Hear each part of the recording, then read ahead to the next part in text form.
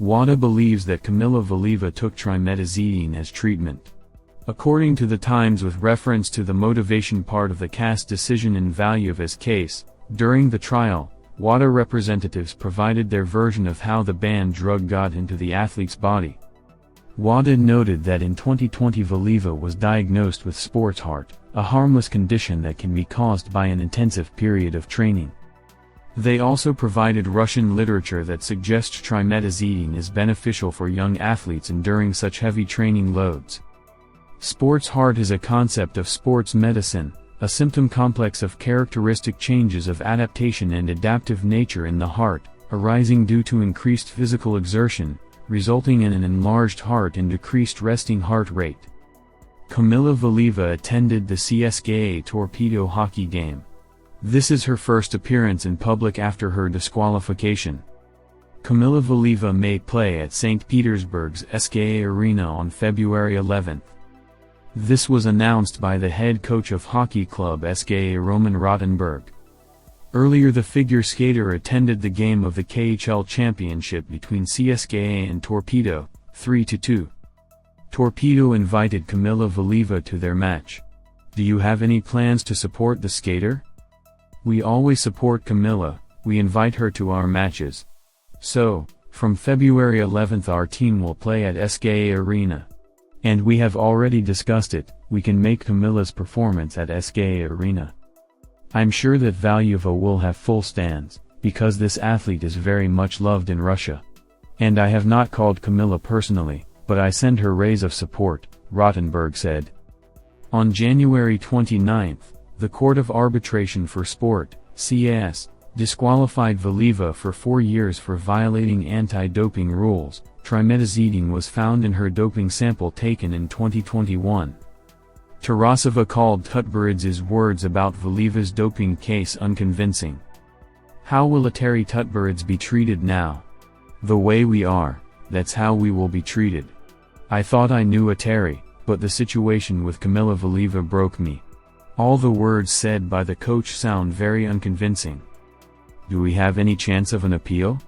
I don't know if anyone defended Kamila in the Court of Arbitration for Sport. It seems to me that no one defended her, it is evident from the court's decision. Or she was defended by unprofessional people who have no experience in such work. The coach says she doesn't know who defended her student, a world star figure skater. Is this a joke? Why didn't the coach do it herself? In my opinion, it was she who, together with professional lawyers, should have been engaged in the defense of Kamila Valieva. In this situation I have an analogy with the proverb "my house is on the edge, and I know nothing," said honored coach of the USSR Tatiana Tarasova.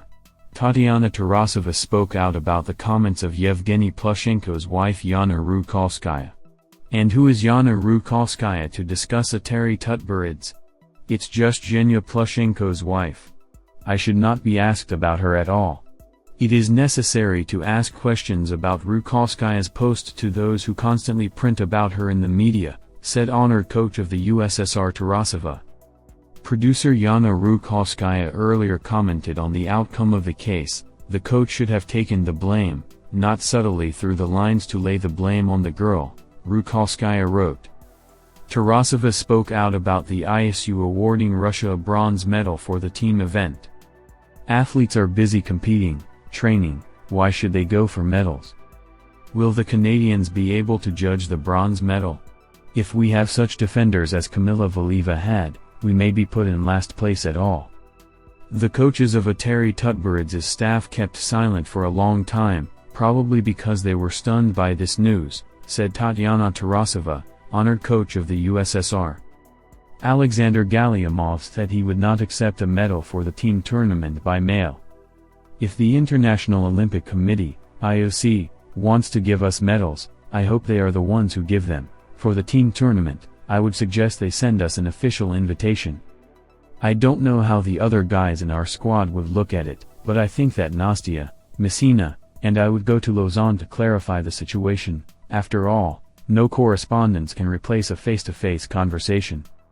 In Europe they love Russian figure skating very much, and with their ways and speed of movement I am sure that Italians, French, Germans and our Slavic brothers, fans of Russian figure skating, would come to Lausanne, maybe then they would pay attention to the importance and development of figure skating in Russia and for Russia.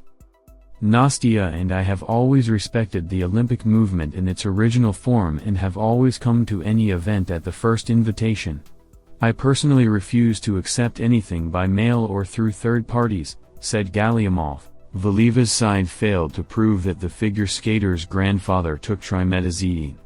This is reported by The Times with reference to the materials of the Court of Arbitration for Sport, CS.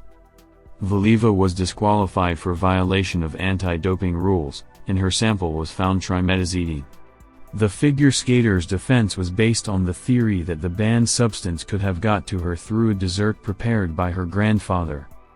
The defense notified CAS that Gennady Soloviev, father of Valieva's mother's former partner, suffers from a heart condition. He drove Kamila to training and sometimes cooked her meals. The defense argued that he bought Productil, which contains trimetazidine, without a prescription. It was alleged that sometimes Soloviev crushed the pills at home in the kitchen because it was difficult for him to swallow them whole. According to the defense's version, this is how the substance could have entered Valieva's system. The defense could not provide any evidence that Soloviev took the drug, no video from home, no prescriptions. Soloviev himself, as well as his wife, did not participate in the hearing. Vasily Yukin spoke out about the disqualification of Kamila Valieva. This week we learned the verdict of our figure skater Kamila Valieva, who was found guilty of using a banned drug. I don't even say doping, because about the doping properties of this drug in figure skating I haven't found any intelligible words at all. Again, in the end, that's not the point at all. It's been 2 years since this whole situation happened. Here's one instance, another, a third, and finally the court in Lausanne. I was absolutely sure that Valieva would receive a long disqualification. I'll explain why. Yes, because during these 2 years you could have found a huge number of situations when it would not have closed on Valieva. But no one wanted to take responsibility for the mistake, and that's what happened. How could this even happen at the Olympics? How can a person with a dirty test go to the competition? Who let it happen? And because of this a whole generation of skaters is deprived of a gold medal, which was won in the team competition, and none of them, most likely, will have such a medal again. For some it could have been the start of a career, for others it could have been a good chord on the way to the end of a career. Now it's all gone, you know why? Because before the court in Lausanne about this banned drug comes the explanation that it was Kamila Valieva's grandfather who made her cakes. Do your grandfathers make cakes? Do the grandfathers of people you know who don't work as chefs in restaurants make cakes? The maximum brownie both of my grandfathers knew, and they loved good food, was jam spread on a piece of white bread. That was the end of it. But here Grandpa was making a cake. What's this trimetazidine got to do with it? Well, it doesn't really matter. There wasn't even any documentation like a prescription that Grandpa was taking the drug himself. From all that I read about the cakes, only one phrase was missing, and Grandfather kept the pills on the same shelf as sugar and salt. So he took them when he was making cakes and dropped them. Kamila Valieva's grandfather, I'm sorry, for God's sake, I'm not making fun of you. But still. And all this is happening to an athlete who is called a child. Yes, she is part child. She's small. But this was actually a women's Olympic event. And the responsibility is, I'm sorry, it's an adult responsibility. And someone could have taken it on.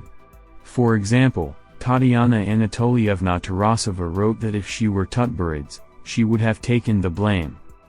I don't know what happened there, but this is the second time this has happened. Someone brings doping to Spartak, one Jaeger Titov answers. The doctor continues to work in the sport, another doctor also, and so on. More than 24, I lost count, masters of sports walking were caught doping.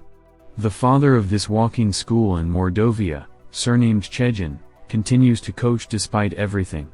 With Kamila Valieva there was at least one mistake, and here everything remains. Fuck it, with the international reputation.